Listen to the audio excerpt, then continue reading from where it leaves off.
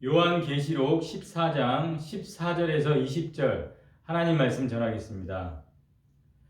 요한계시록 그 12장에서 14장까지 그 예수님을 따르는 그 교회의 그 역할, 이 땅에서 그 어린 양 예수 그리스도의 그 군대로서 그 악의 세력과의 어떤 전쟁에 대해서 12장에서 14장까지 이렇게 우리에게 알려주고 있는데, 그러니까 예수님을 따르는 자들에게는 어떤 이렇게 갈등이 이 세상에서 어떤 반대자와의 그 전쟁이 존재하는데, 현실에 우리가 붙박아 살면서 열린 하늘이 아니라 하늘이 닫혀서 살도록, 그리고 이 땅에서 그 안정된 자리를 확보하기 위해서 믿음을 저버리거나 또 타협하라고 압력을 가하는 정치적, 종교적, 경제적 그런 세력들과의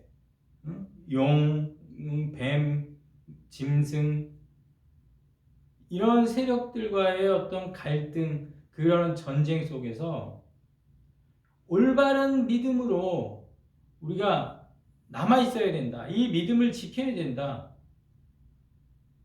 14장 우리가 전체를 보면, 그래서 1절에서 5절까지는 약속을 보여주고 6절에서 11절까지는 경고를 보여주면서 이런 대조의 어떤 상호작용을 통해서 12절과 13절은 우리에게 권면해 주었습니다.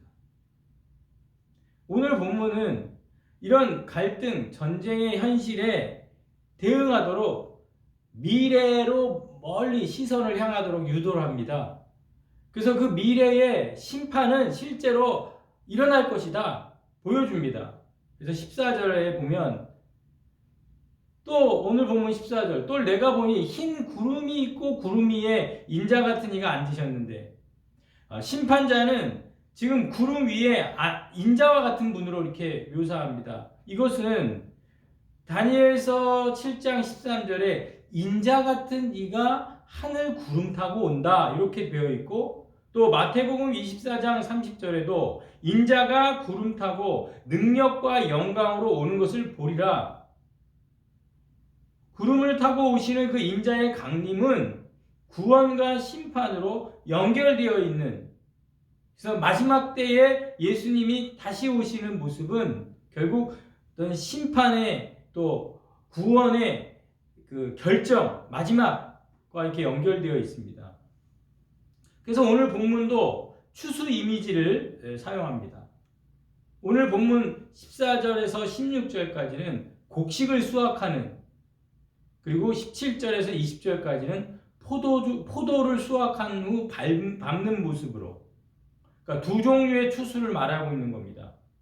그러니까 이 두 종류의 추수는 이중적인 추수의 측면이 있는데, 믿는 자는 모아들이는 추수고 악한 자는 버리는 추수겠죠.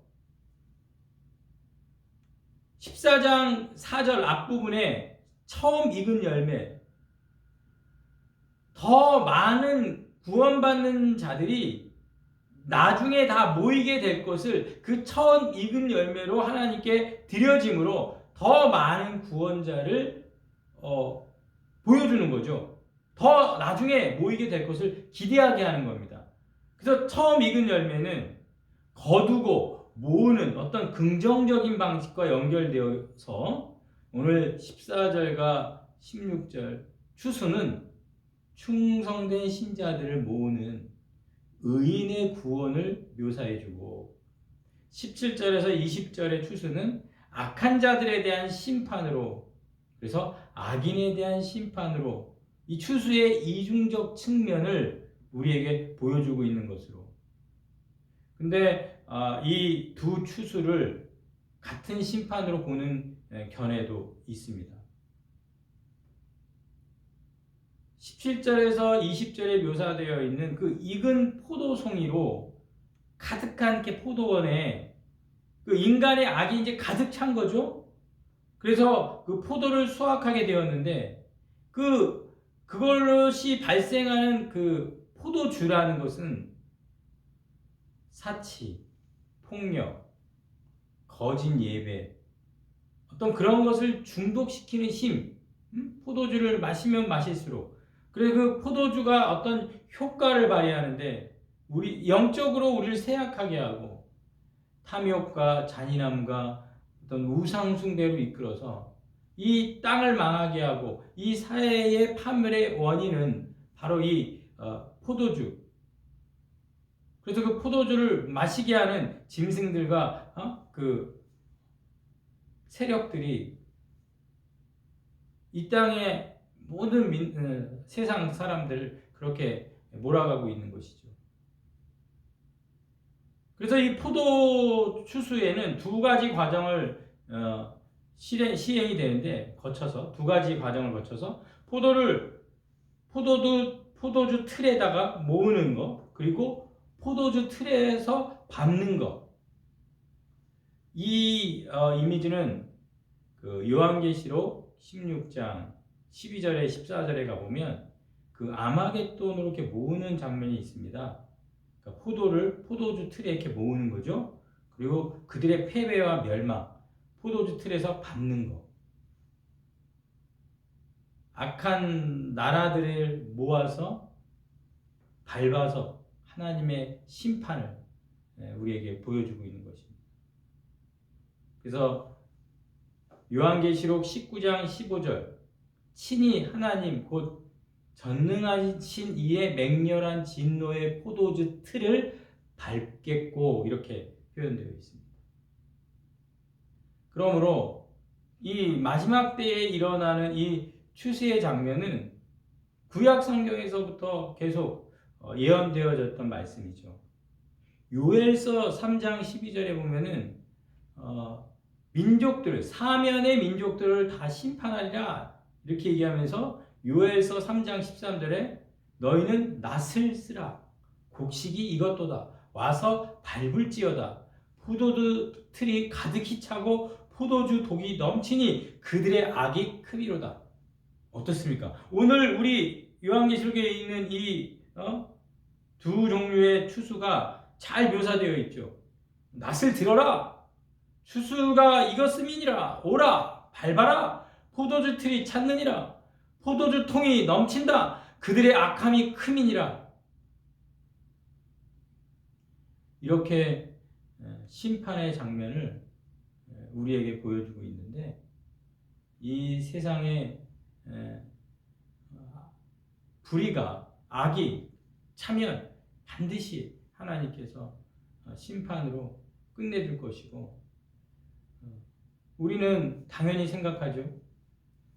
이제 추수 때가 됐네. 곡식을 거두고 또 포도들을 밟아서 그렇게 해서 또 생산이 되고 또 한 해가 지나면 또 추수 때가 됐네. 또 포도를 밟아서 또 생산을 하고 이렇게 우리는 순환을 생각합니다. 계속 될 거야. 낮과 밤은 계속 될 거야. 그런데 그런 세계를 지탱하고 있는 추수의 이 순환이 이제 마지막 추수가 온다라는 사실을 성경은 우리에게 말해주고 있습니다. 내가 오늘 하루 눈을 떠서 오늘 하루도 살아가겠지? 또 내일은 또 똑같이 오겠지? 성경은 그런 우리가 생각하는 순환이 마지막 끝나는 추수로 하나님께서 마무리하실 때가 온다. 우리에게 말씀하고 있습니다.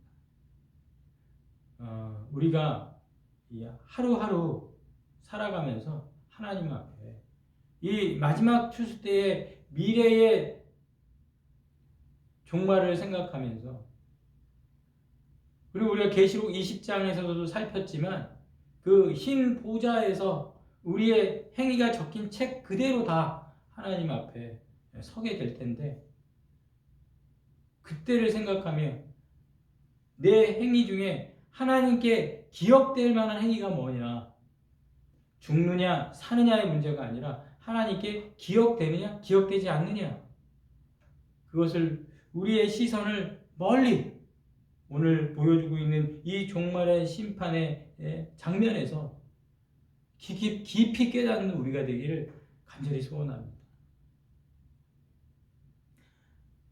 최근에도 어떤 그 문제가 터져서 정말 두려워하면서 저를 찾아온 형제가 있었는데 정말 그런 사건과 사고가 터져서 그 사건과 사고 앞에서 두려워하고 있는 그 눈빛, 그 모습을 제가 보았을 때 그것을 미리만 알았다면 내가 이런 행동을 했을 때 이런 결과가 나올 거라는 걸 미리 그렇게 두려워하고 떨고 있는 모습을 미리 알았다면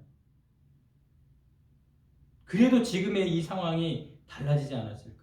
그리고 그런 미리 일어날 상황을 목회자로서 말씀으로 기도로 예방해 줄 수 있었다면 얼마나 좋았을까 그런 생각을 합니다. 오늘 하나님께서 이 마지막 때의 미래의 심판을 끌어당겨서 우리에게 이 계시록 말씀을 통해 보여주는 이유가 무엇입니까? 오늘 20절에 보면은 성 밖에서 그 틀이 밟히니까 그 틀에서 피가 나서 그 말 굴레까지 닿아가지고 1600 스타디온에 퍼졌다. 이게 대략 한 300km 거기까지 다 퍼져. 광범위한 피 흘림. 그 피가 얼마나 많았으면 그 300km가 넘는 그 피 흘림으로 절정에 이르는 그 심판의 혹독함과 절대성을 우리에게 보여주는 그 이유가 뭡니까? 이 피로 가득 찬 이 포도원과 같은 그 땅의 멸망과 심판이 왜 이렇게 혹독한 것인지를 우리에게 보여주고 있습니다. 하나님은 다 기억하고 계십니다. 순교자들이 어느 때까지니까 그 질문에 반드시 하나님은 답을 주신다는 사실 꼭 기억하시고 오늘 하나님께서 우리에게 보여주는 이 미래의 심판의 혹독함과 이 심판의 두려움 앞에 하나님을 두려워하고 그 하나님께 영광 돌리고 그 하나님을 예배하며 살아갈 수 있는 오늘 하루 산 제사로 드려지는 우리가 되기를 간절히 축복합니다. 다 같이 기도하겠습니다.